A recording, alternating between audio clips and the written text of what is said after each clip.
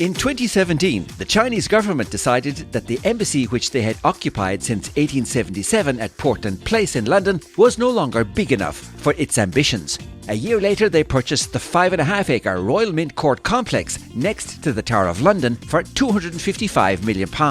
The whole purchase, planning and granting of diplomatic status to the site has involved UK governments in multiple scandals and raised serious concerns about national security, espionage and transnational repression. Despite fierce opposition, Prime Minister Keir Starmer recently went ahead and approved China's plans. However, legal challenges are already looming, and so are deeper questions about how much influence an authoritarian power should be allowed to wield in the very heart of London. In this episode, we hear from local politicians and community leaders at a recent protest outside the site about the risks, the fear of transnational repression, and what comes next.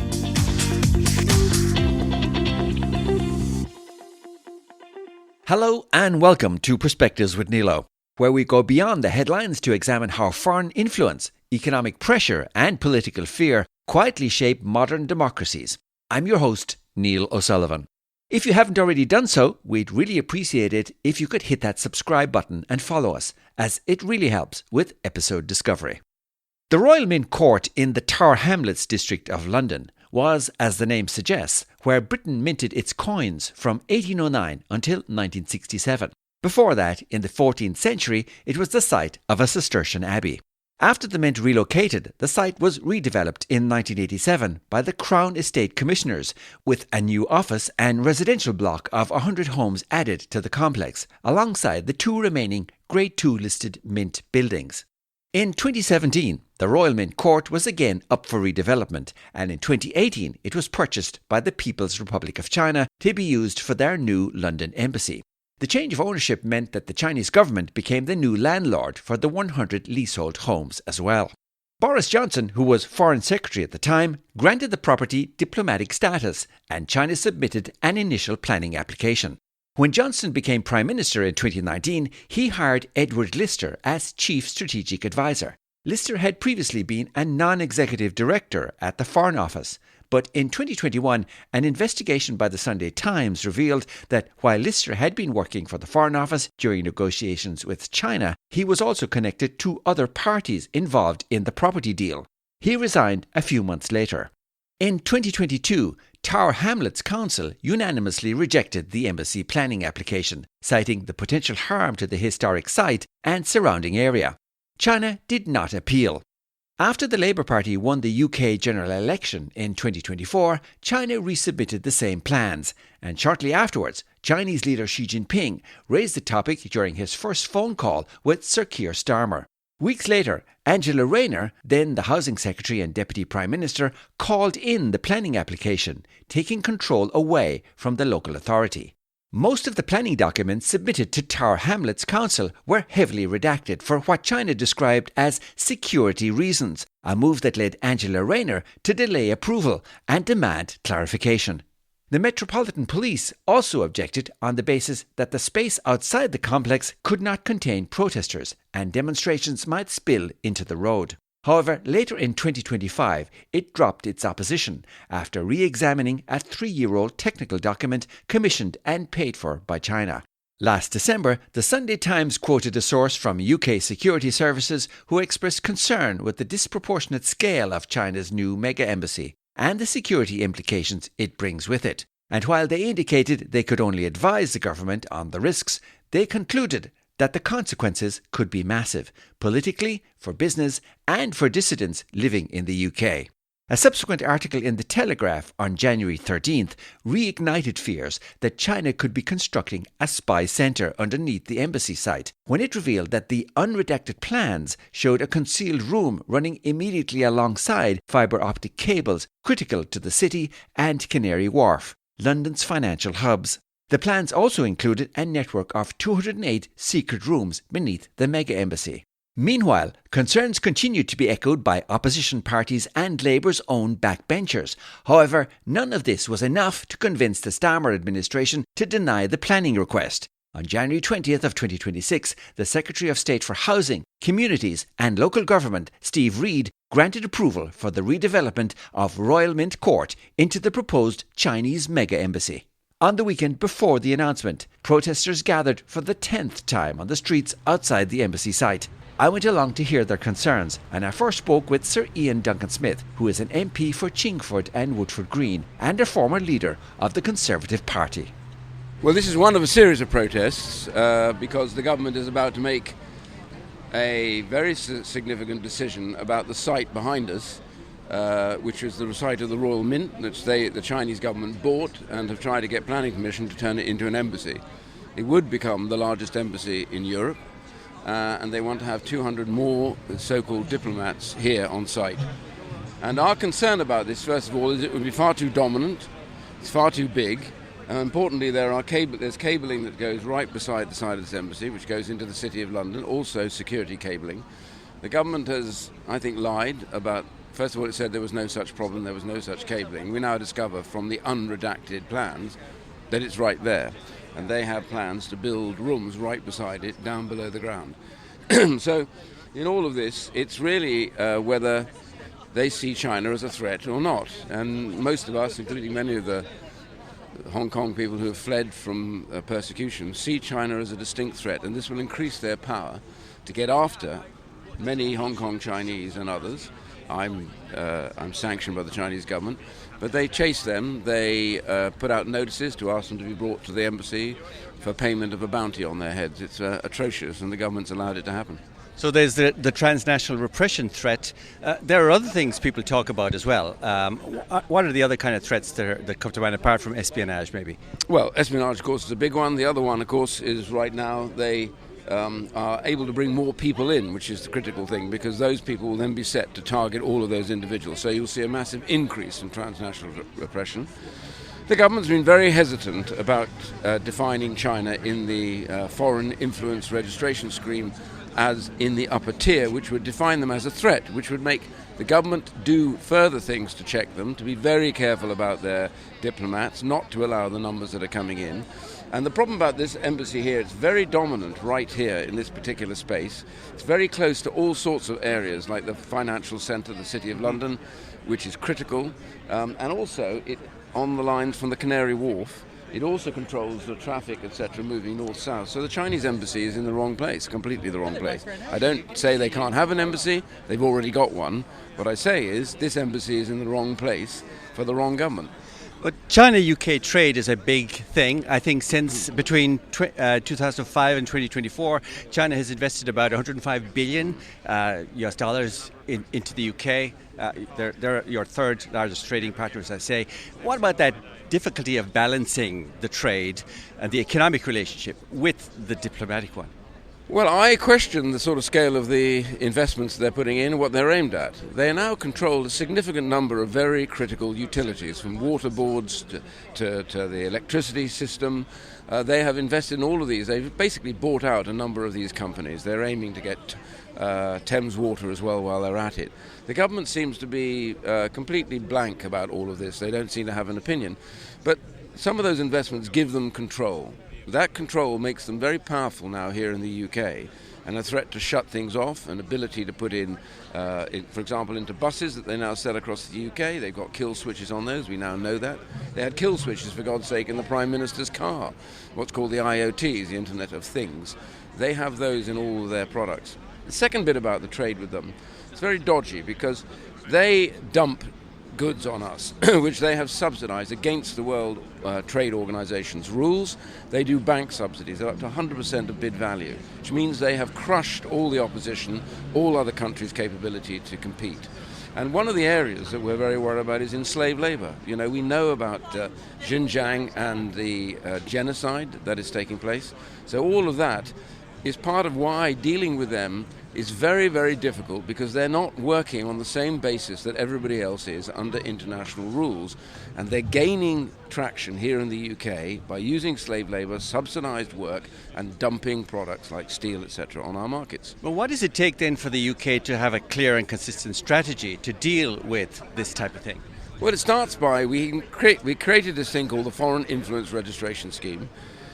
Russia is in the upper tier. North Korea is in the upper tier, Iran is in the upper tier, China is not. China subsidizes all of these countries. They are behind every one of them. I mean, President Xi, about 2 months ago, was standing there with the president of North Korea and Russia, Putin, arm in arm, saying, we are going to create a new world order. He has no interest in human rights, democracy, and the natural freedoms.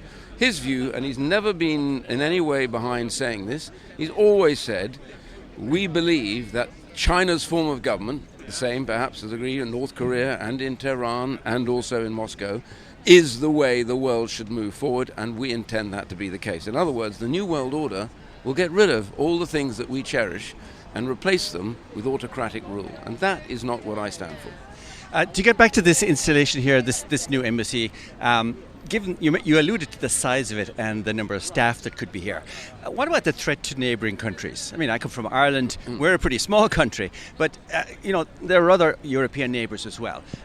Have they said anything to the UK about the threat from this? Yes. And what is your message to them? Well, many of the Five Eyes groups, Australia, New Zealand, Canada, the US and the UK, who share intelligence, they pretty much all complained about the sighting of this embassy here. And America is really unhappy about this, really unhappy. Bear in mind, when they had a big embassy, they moved south of the river where there wasn't any communications problems, etc.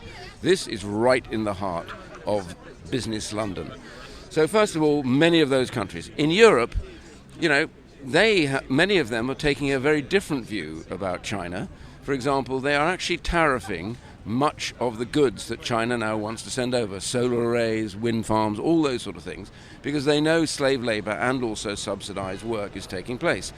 We have been pathetic in the UK, so there is a threat to Ireland, because off the back of where they take over here, they do have ambitions in Ireland and other countries, and they think we're the back door now to parts of Europe and other parts of the world. So this government has got to stand up and say, no, we only trade with people on the basis you accept the WTO rules and you do not use slave labor, which they do on so much of what they make. So the threat is there for all of us. But places in Eastern Europe are very dodgy about China altogether. They really don't think that China is a country you should be dealing with. That's Conservative Party MP Sir Ian Duncan-Smith.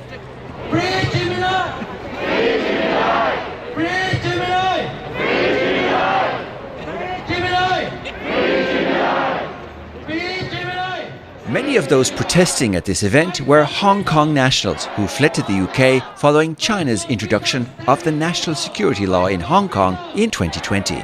Benedict Rogers is the co-founder and chair of trustees of Hong Kong Watch and a senior director with the human rights organisation Fortify Rights. Let me ask you first, Alicia Kearns, she said that approving the embassy plans would reward China for holding British national Jimmy Lai in prison. Do you agree with that? Yes, I do. I think that to approve this mega embassy at any time would be wrong, but especially to do so when a British citizen like Jimmy Lai has been already in prison for more than 5 years. He's been convicted just before Christmas, and he may very well spend the rest of his years in jail. So it's entirely the wrong time. And for people who mightn't be familiar with Jimmy Lai, just to tell a little more about him. Who is he and what's his background?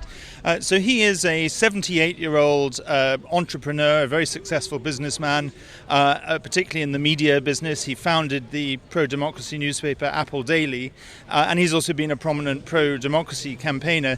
I mean, his story is quite remarkable because it's a real sort of rags to riches story, escaping from mainland China when he was just a child, working as a child labourer, and then setting up his own business and becoming this very successful businessman, but also a leading campaigner for freedom. And he was arrested in August 2020, just after the introduction of the national security law, on sedition and some other charges. And I believe he was recently found guilty on that. Is that correct?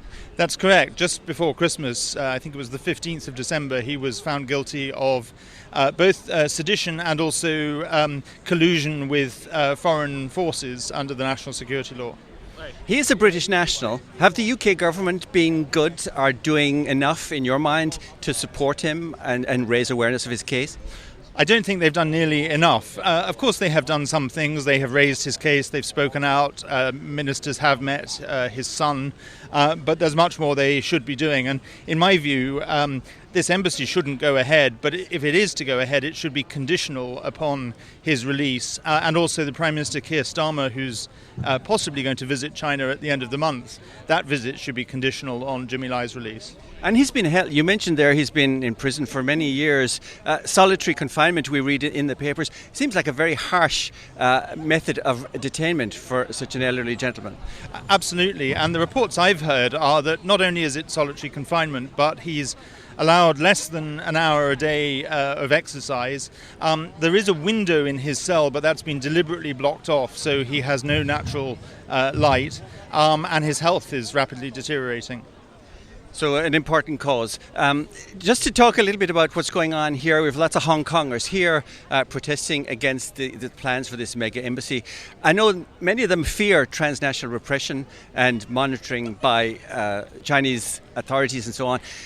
You yourself have received threats from Hong Kong police, and we've also heard from MI5 and so on that there are bounties on the heads of some Hong Kongers in the UK who are, trying to escape that oppression.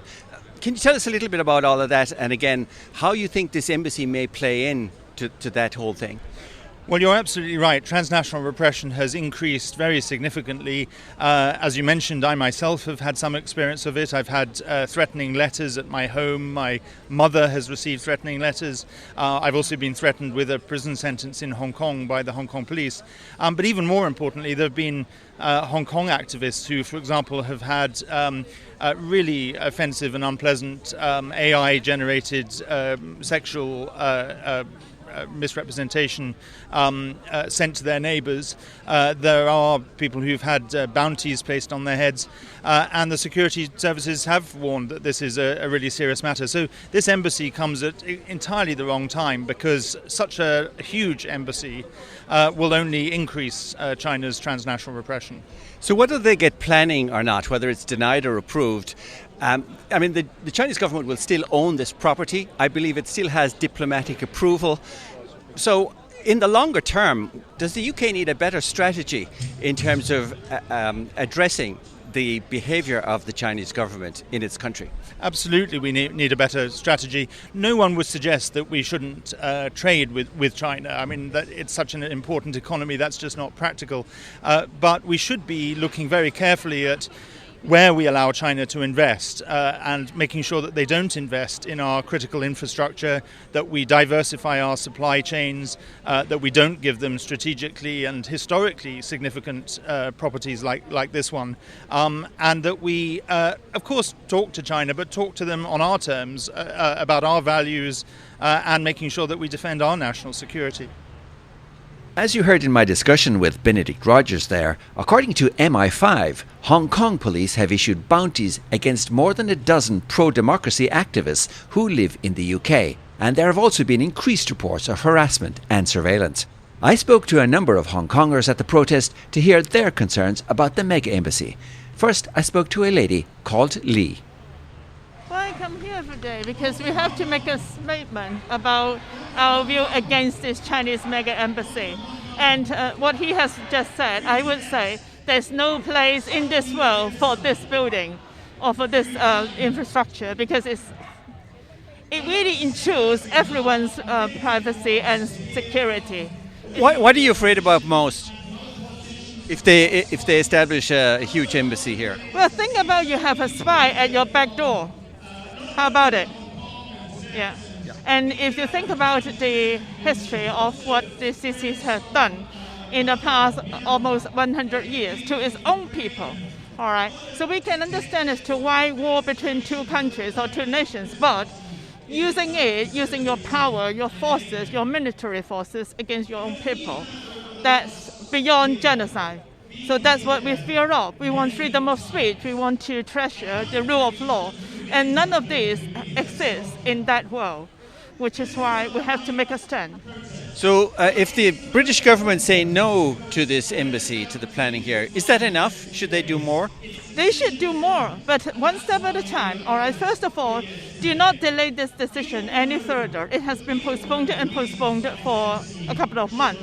And then you can see also a lot of other issues with the Labour government or the previous government, I would say, that you haven't protected your own citizens, you haven't protected your national security enough.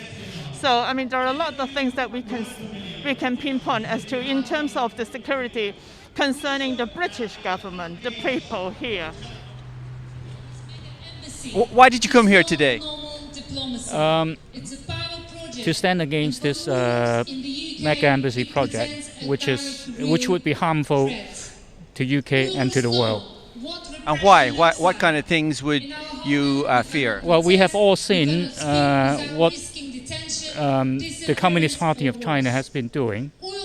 So there's no secret about that, and to allow that to happen is just ridiculous.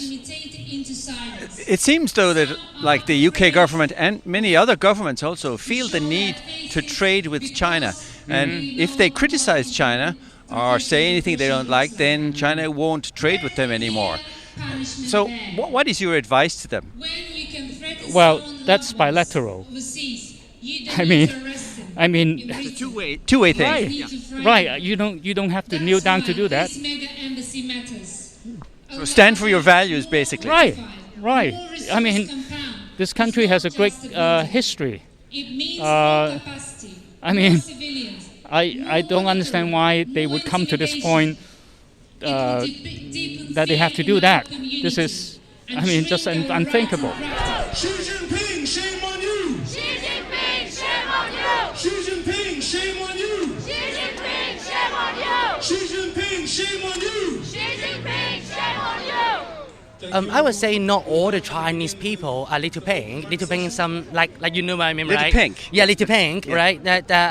When people in China come from China and they can't make the communication with the people, we call it little pink. Just support the government, but we don't think all the Chinese people are little pink. So some Chinese people also normal, like the white paper action. You heard 1 year ago, they're so brave. We appreciate, and also the 4th of June, the people who sacrificed in the 4th of June. The Tiananmen markers, we also think they are the normal good people. But the point is, the government do the too much brainwashing. And they create too many little pink. So this is the problem. And also, I would And are say, they the people that create problems for Hong Kongers in the UK? Yes, The little pink yes. community. Yes, definitely. For example, our Lunar New Year market, no matter innocent living activities or related to politics, they will also make you trouble if they come from China. And you say, oh, you don't like China, I want to fight you or I want to harass you. This is what they did. And also MI5s have won. We also feel weird. We don't know why UK politicians, they don't heard about the internal department, like the intelligence. Yeah. That was Sang Guo, who is originally from Hong Kong, now living in the UK. In recent weeks, cross-party opposition to China's mega embassy has grown stronger and louder. Many Labour backbenchers and opposition parties, such as Reform UK and the Conservative Party, have raised strong objections. In fact, the leader of the Conservatives, Kemi Badenoch, showed up in person to this mega embassy protest. And here are some excerpts from her speech.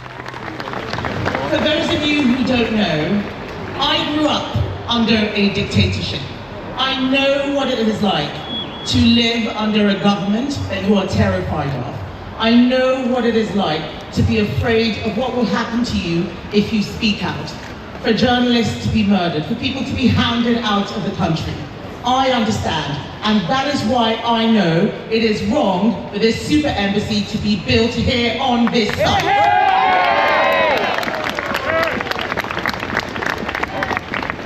China is a country that has harassed and sanctioned our MPs like Ian.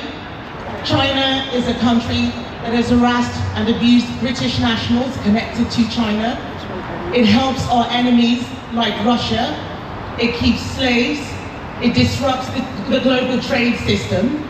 We know that we have to stand up to the abuses of China. And what worries me is that we have a government right now that seems to be scared of China. We have a government that is afraid, too weak, no backbone. What we need right now is a government that will act in the British national interest and protect those people who are fighting for those Chinese citizens who are suffering.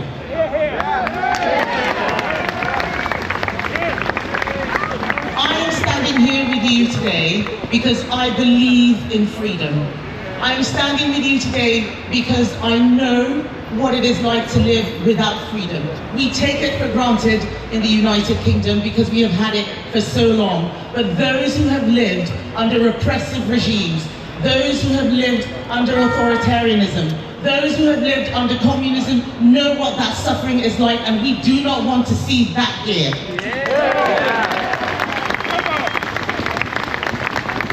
So I speak right now as the leader of the opposition, the leader of the Conservative Party.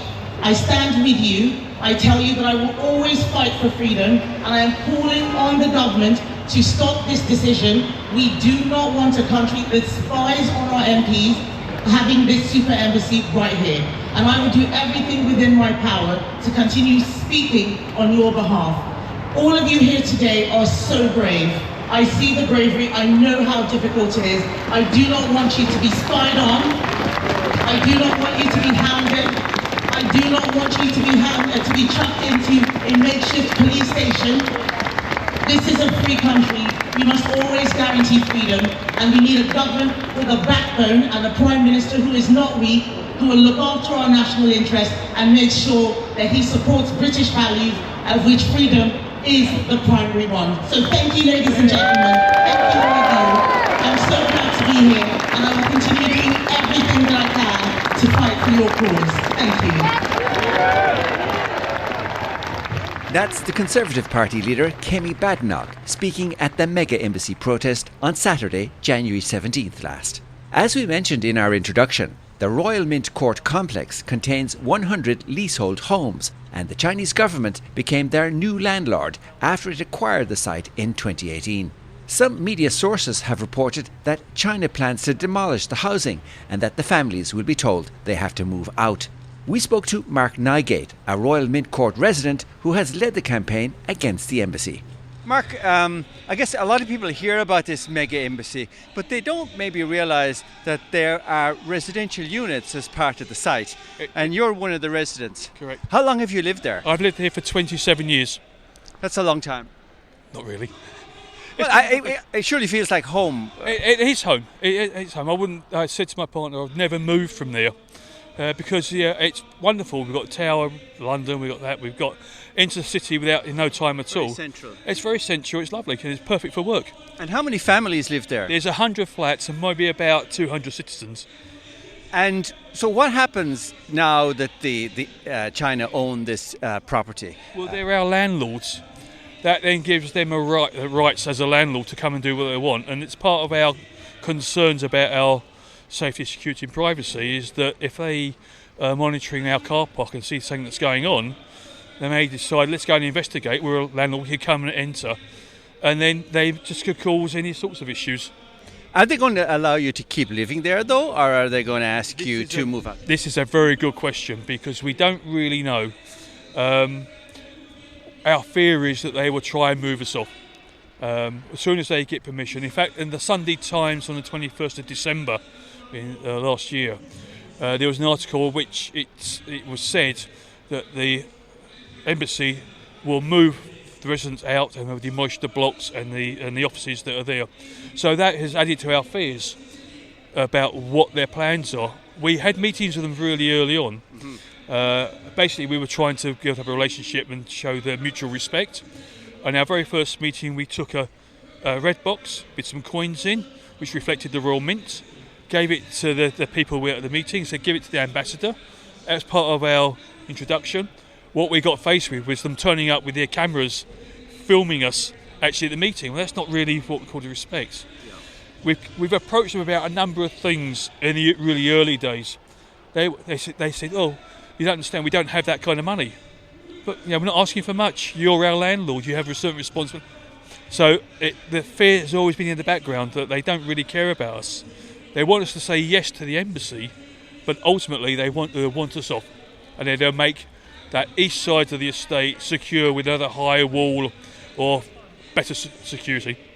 And in August of 2022, when they initially applied for planning approval to develop the site, the local council here actually denied approval. Correct.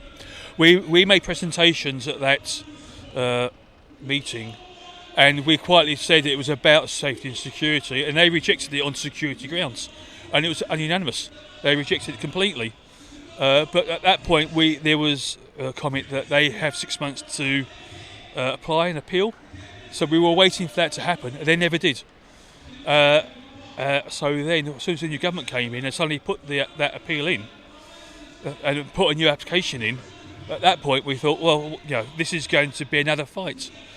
So the government, the UK government, has pretty much taken the power away from the local council to give or take planning permission. They've actually taken the power away from a lot of organisations, because at the December 24 committee meeting where it got rejected, the Met Police had spoken quite out against it, quite vehemently.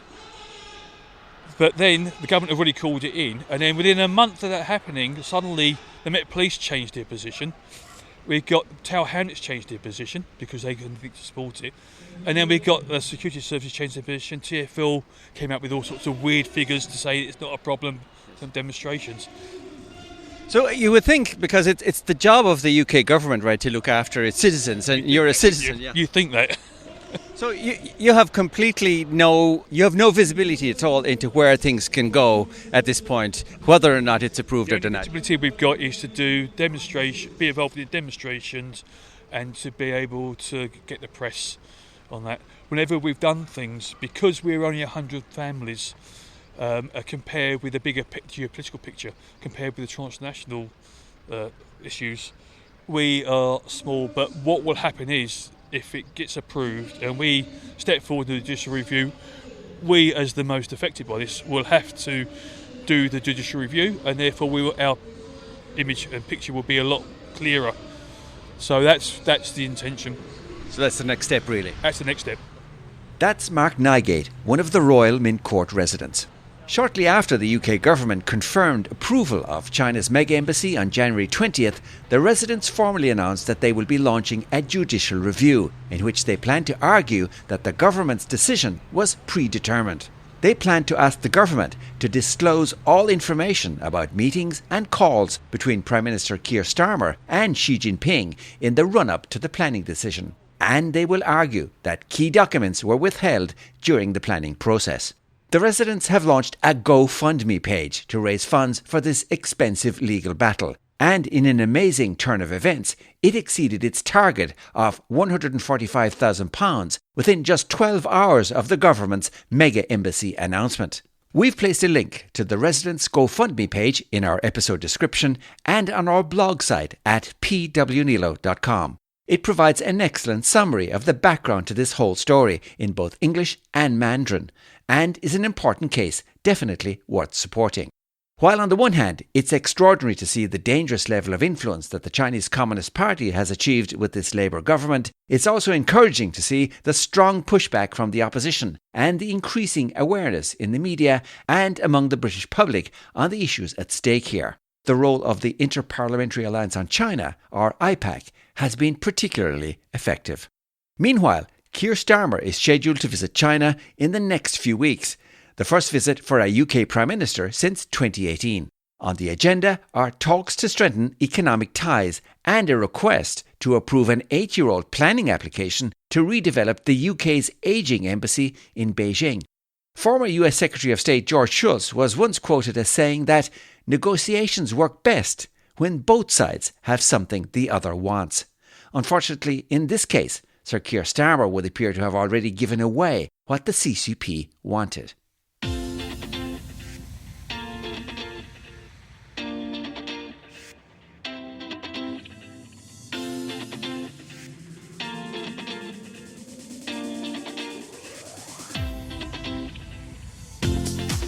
This is a story which we will continue to follow, but for now we're going to leave it there.